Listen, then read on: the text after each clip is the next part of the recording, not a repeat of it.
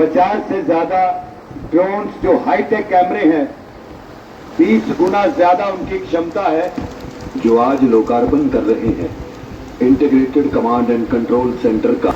यहाँ के डीडीसी के चेयरपर्सन श्रीमान कर्नल महाजन जी, मंच पर विराजमान सम्मानित विधायक भारत भूषण जी, श्रीमान राजीव जसरोटिया जी, श्री रामेश्वर सिंह जी, श्री दर्शन सिंह जी,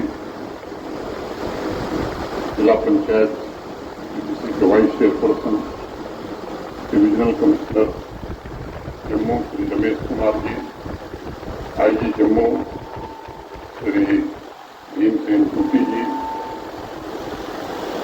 एंटी करप्शन ब्यूरो के डायरेक्टर श्री शक्ति पाठक जी, यहाँ के रेंज के डीआईजी शर्मा जी, यहाँ के डीसी श्री राकेश मनहार जी, यहाँ के विभिन्न राजनीतिक सामाजिक संगठनों के सभी सम्मानित पदाधिकारी, सिविल सोसाइटी के सम्मानित सदस्य, कठुआ जिला प्रशासन के सभी हमारे सहयोगी और यहाँ विशाल संख्या में उपस्थित यहाँ के सम्मानित नागरिक बंधुओं, देवियों, सज्जनों और मित्रों, हजारों वर्ष पुरानी भारतवर्ष की समृद्ध सांस्कृतिक परंपरा को समेटित कठुआ नगर के लिए मुझे लगता है कि आज का दिन बहुत खास और महत्वपूर्ण है। जिस वाटर फ्रंट का लोकार्पण आज हुआ है, मैं उसे कठुआ के हर परिवार को समर्पित करता हूं और कामना करता हूं कि 2000 वर्ष पूर्व जब आपके पूर्वजों ने स्वर्ग की परिकल्पना के साथ इस नगर को बसाया होगा, तो उनके मन में यही सोच रही होगी कि ऐसी ही क्वालिटी लिविंग और ऐसा ही विकास कठुआ में सुनिश्चित हो।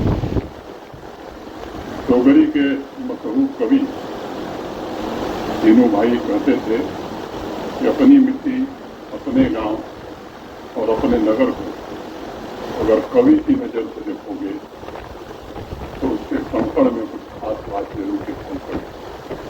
और उन्होंने कहा, मेरे देशा दा सलैपा मेरी अक्खी कन्ने दिख। और वहीं कृष्ण समायलपुरी साहब ने लिखा, सुर्गे दी गल नहीं अड़वा गुड़ मेरे देखा बेगाड़ अड़वा। यानी स्वर्ग की बात क्यों करें, हमारे देश की महिमा का गुणगान अगर हम करते हैं तो हमें लगता है कि हमारे देश की शोभा किसी भी स्वर्ग से तनिक भी कम नहीं। मैं समझता हूं कठुआ की मिट्टी में आज यही भाव दिखाई पड़ रहा है। बसोली पेंटिंग की जनजातीय है धरती, कई मायनों पूरे भारत का गौरव।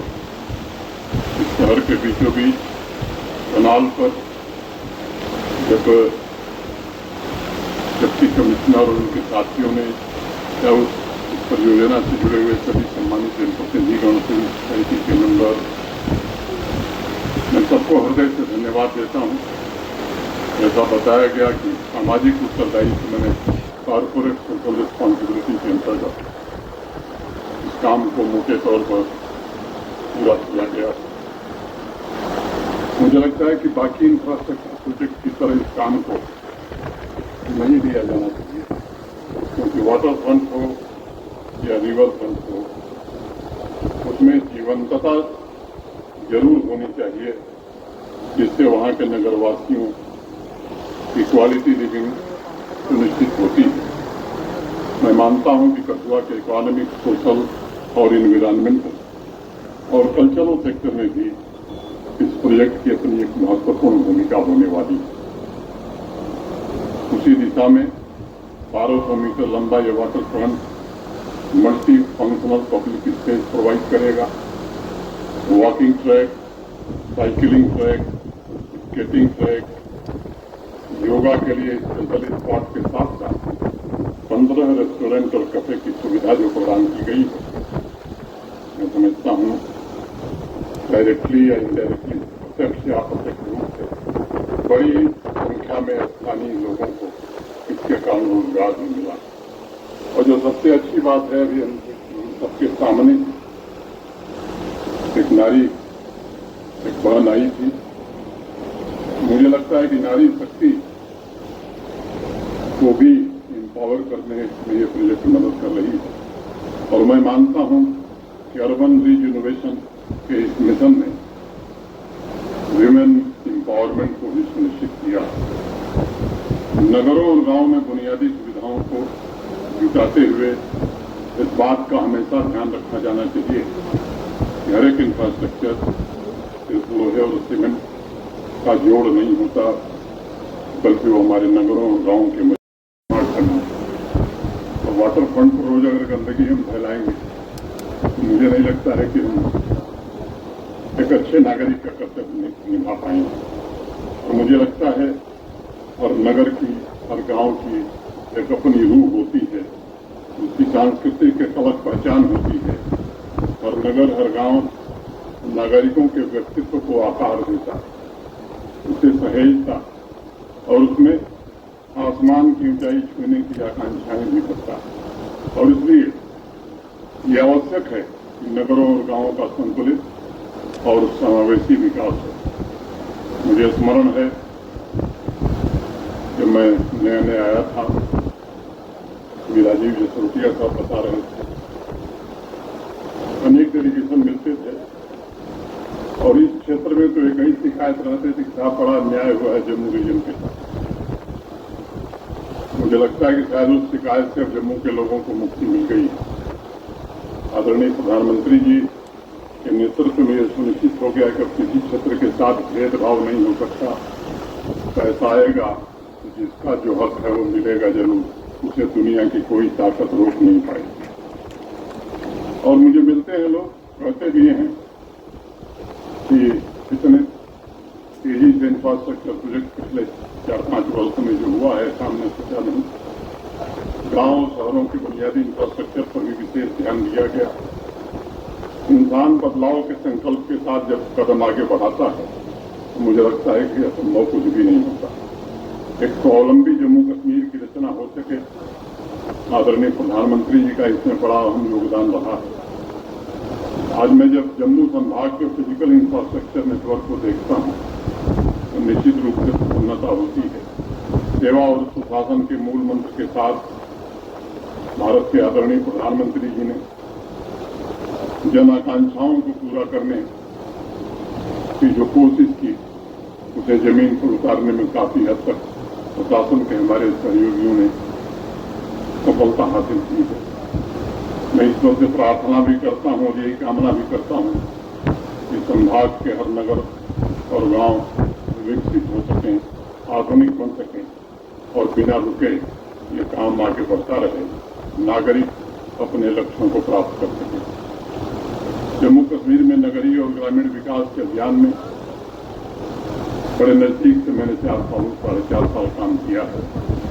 और नगर और गांव एक दूसरे से अगर स्वस्थ प्रतिस्पर्धा करते हैं और क्वालिटी लिविंग के मामले में निरंतर वहां के स्थानीय नागरिक अगर बेहतर बनाने की कोशिश करते हैं, विकास के तमाम मदों में माननीय प्रधानमंत्री जी ने जिस तरह से भारत सरकार की ओर से पैसा दिया है जम्मू कश्मीर को, मैं कह सकता हूँ तकलीफ इस बात से, लेकिन ये तकलीफ बनी रहेगी।